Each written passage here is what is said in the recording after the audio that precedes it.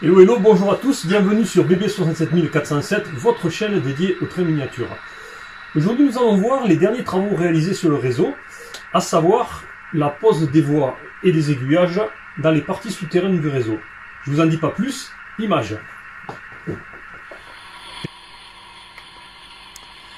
Alors voilà, là nous nous trouvons donc dans une des parties souterraines du réseau, donc, à savoir la petite gare désaffectée, que je pense appeler Elna, avec un tout petit EP, donc, qui sera sujet à diverses manœuvres. Ici nous voyons un 67-400 Phantom en train de faire des essais, car après la pose des voies, évidemment, je fais des essais avec tout type de matériel pour valider, voir s'il n'y a pas de déraillement. Alors tous les aiguillages ont subi une phase de fiabilisation, nous allons dire, par exemple des ponts, destinés à améliorer la prise de courant, la polarisation des cœurs d'aiguillage, etc. Ici par exemple c'est un aiguillage de récupération, parce que j'achète beaucoup d'occasion, c'est beaucoup moins cher.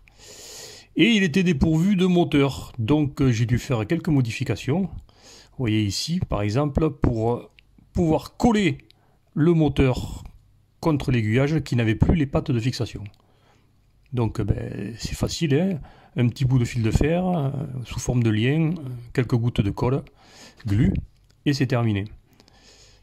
Voilà, donc ici vous voyez par contre le moteur d'aiguillage avec donc le circuit imprimé et donc les contacts qui nous permettent de polariser le cœur d'aiguillage. Voilà, ici ce sont les soudures qui sont réalisées. Donc les polarités sont à droite et à gauche sur le circuit imprimé, et au milieu le fil s'en va directo au cœur d'aiguille. Voilà, donc là je m'embête pas, je gratte un peu, je fais une boucle, et après donc une micro-vis viendra assurer le contact entre le bout de fil émaillé et la pointe de cœur. Souder, c'est assez délicat, la partie métallique mange beaucoup d'énergie et on risque de faire fondre l'aiguillage tout simplement. Là voilà un aiguillage qui était en situation, donc qui était à dépanner, il n'avait pas servi depuis longtemps, il était coincé. Donc. Alors ensuite, une autre phase, c'est ponter les voies, toutes les portions donc de voies qui sont situées entre des aiguillages et qui pourraient être sujettes à des pertes de courant. Donc je soude du fil émaillé sur chaque portion de voie, je traverse la plateforme, et ensuite je viens me souder sur le feeder. Le feeder donc c'est deux fils de 2,5 qui font tout le tour du réseau. Alors bien évidemment voilà le TCO constitué de morceaux de bois peints, hein. Et donc le dessus qui va recevoir donc les boutons poussoirs, les sélecteurs, les LED, est constitué d'une plaque de plastique, on appelle ça du Forex ou du PVC. Ici je suis donc en train de tracer les pistes qui sont réalisés avec des liserés pour carrosserie achetés dans les centres automobiles. Voilà le dessous, donc là le câblage est fortement avancé déjà, avec les boutons poussoirs, les LED, les résistances qui sont destinées à ne pas brûler les LED d'ailleurs. Alors il m'est arrivé un petit problème, c'est que donc en utilisant les contacts auxiliaires qui sont sur les moteurs d'aiguille, pour polariser les cœurs d'aiguillage, je manquais de contact pour allumer mes LED. Donc en principe on a recours à des relais bistables.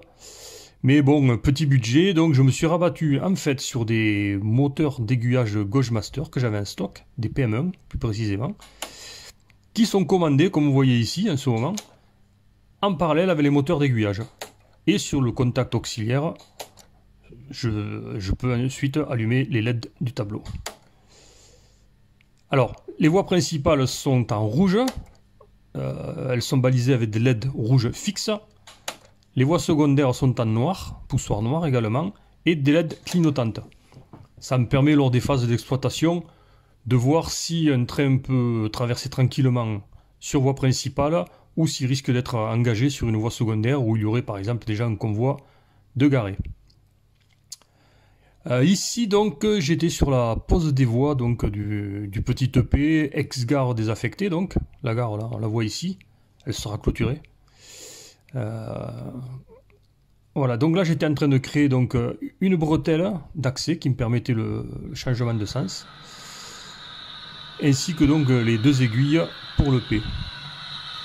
Alors une fois que tout ça est réalisé, bien entendu, il faut faire donc pas mal d'essais avec différents matériels pour valider la pose des voies, les raccords de rails entre eux, tout ce qui permettrait en fait lors de phase d'exploitation de faire dérailler. Donc là ici nous sommes en essai, donc vous voyez un AGC qui vient de passer et un 66 000 avec une rame de ferraille qui manœuvre. Donc je fais des allers-retours sur les voies à basse vitesse.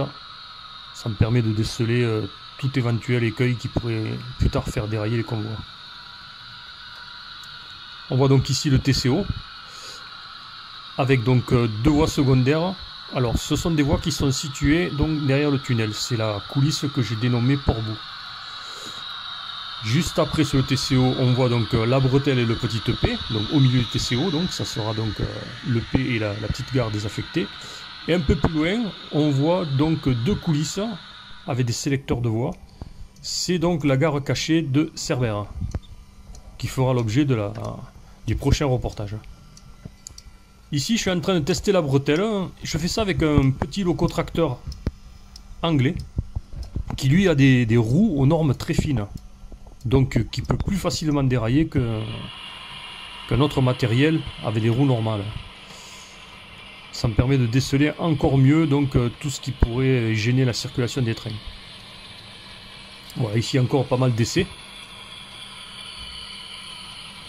Là donc vous avez un 66 000 qui vient de franchir le P sans s'arrêter.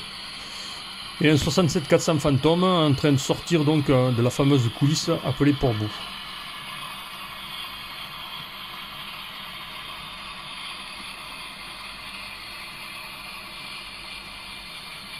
En dessous, on voit d'ailleurs une date, le 02-08-2008. C'était la dernière version de mon réseau. C'est un tasseau qui m'est resté lors de mes manipulations. Et donc, je l'ai conservé, je l'ai vissé. Petit souvenir, quoi. Ici, pareil, donc des essais avec une classe 66 de chez Bachmann, qui elle aussi possède des roues aux normes très fines. De plus de configuration CC. Et donc, si elle passe sur les aiguillages, c'est gagné, tout peut passer. Voilà, donc je vous donne rendez-vous pour un prochain épisode, donc de la modification du réseau. Et donc, nous irons plus particulièrement sur la coulisse Cerbère. À bientôt!